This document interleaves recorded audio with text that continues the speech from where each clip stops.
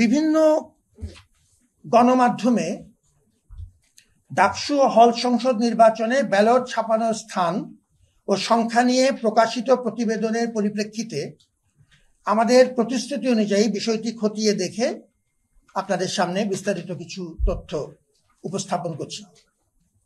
ইতিপূর্বে আমরা আপনাদেরকে যেমন জানিয়েছিলাম যে সমস্ত নিয়ম মেনে একটি প্রতিযোগিতামূলক দরপত্র আহ্বানের মাধ্যমে একটি অভিজ্ঞ প্রতিষ্ঠানকে ব্যালট পেপার ছাপানোর দায়িত্ব প্রদান করা হয়েছে।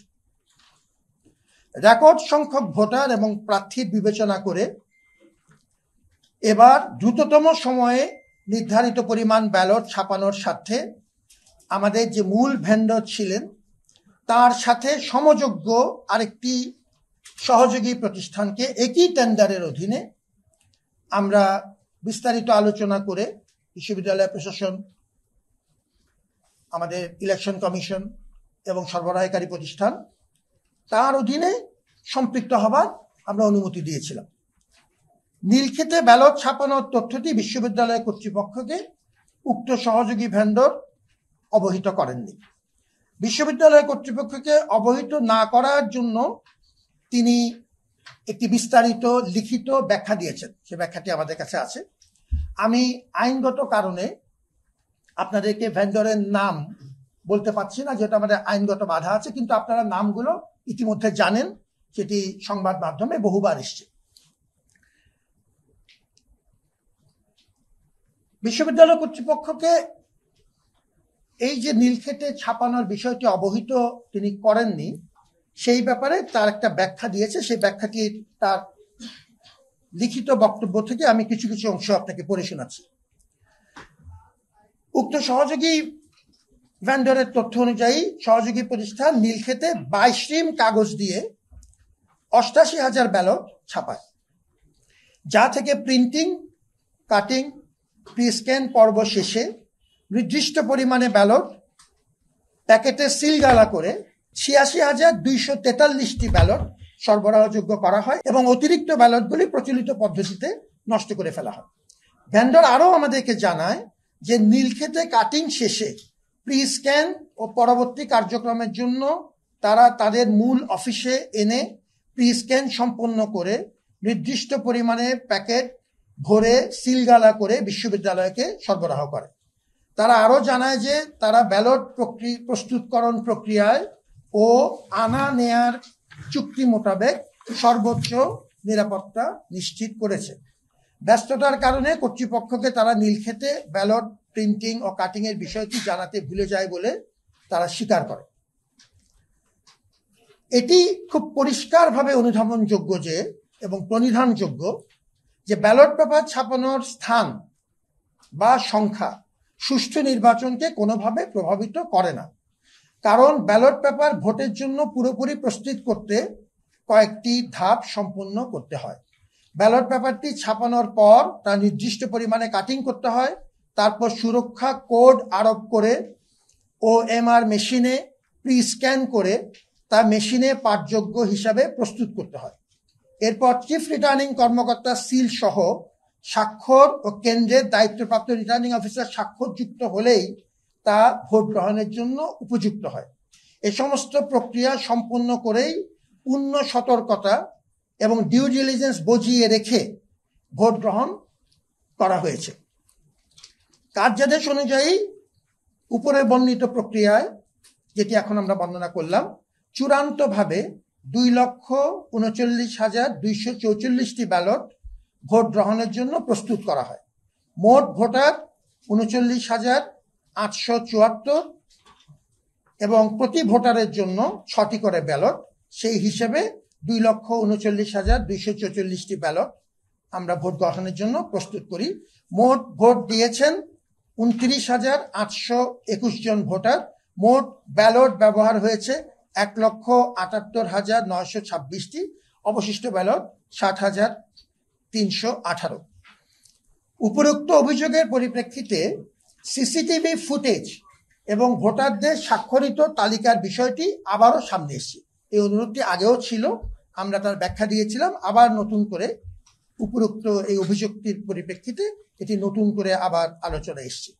এ বিষয়ে ইতিপূর্বে আমরা বিস্তারিত জানিয়েছি যে কোনো প্রার্থী সুনির্দিষ্ট কোনো সময়ের বা কোনো প্রাসঙ্গিক ঘটনা পর্যালোচনা করবার জন্য সিসিটিভি ফুটেজ দেখতে চান, তারা যথাযথ প্রক্রিয়া আবেদন করলে কর্তৃপক্ষ কর্তৃক মনোনীত বিশেষজ্ঞ বা মনোনীত ব্যক্তিবর্গের উপস্থিতিতে বিশ্ববিদ্যালয় কর্তৃক নির্ধারিত কোনো স্থানে তা দেখতে বা পর্যবেক্ষণ করতে পারবেন।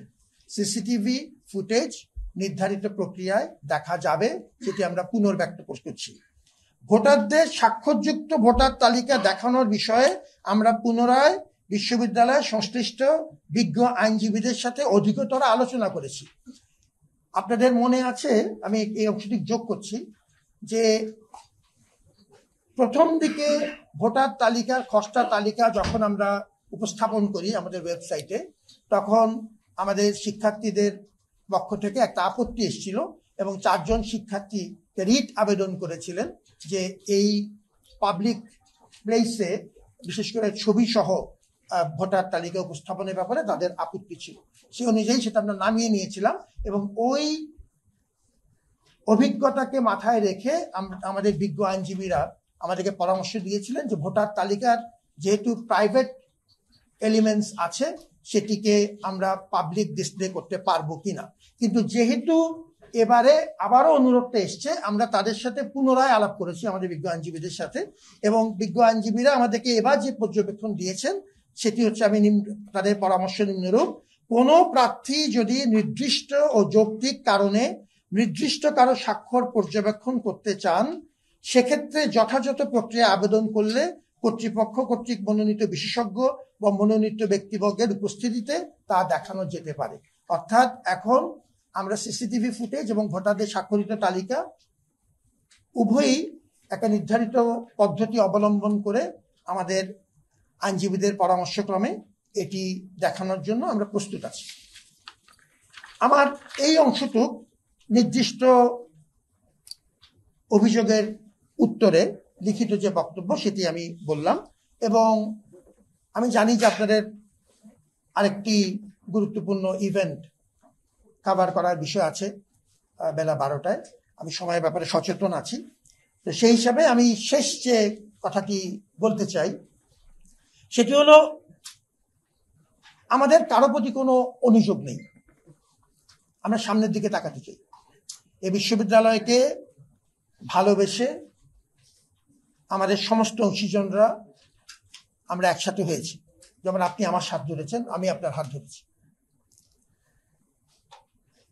যারা এই নির্বাচনের জিতেছেন এবং যারা নির্বাচনে বিজিত হয়েছে, এ কথাটা আমি আগেও বলেছি, ডাকসু মতো একটি ছাত্রদের অধিকার ভিত্তিক গণতান্ত্রিক প্রতিষ্ঠানকে পুনর্জীবিতকরণ, সক্রিয়করণে উভয় পক্ষের গুরুত্বপূর্ণ ভূমিকা আছে এবং তাদের সে অবদান আমরা অত্যন্ত কৃতজ্ঞতার সাথে স্মরণ করি।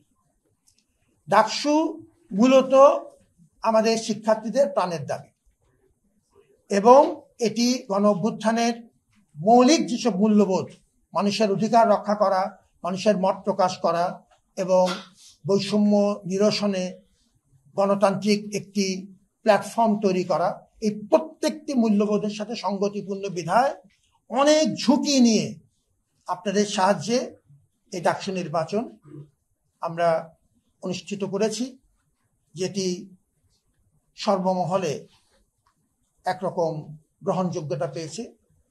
আমরা সামনের দিকে তাকাতে চাই এবং আমরা মনে করি যে এই বিশ্ববিদ্যালয়ের স্বার্থে আমাদের সমস্ত অংশীজনদের বিশ্ববিদ্যালয়ের প্রতি যে মমতা, সেটি আমাদেরকে একসাথে হতে সাহায্য করবে।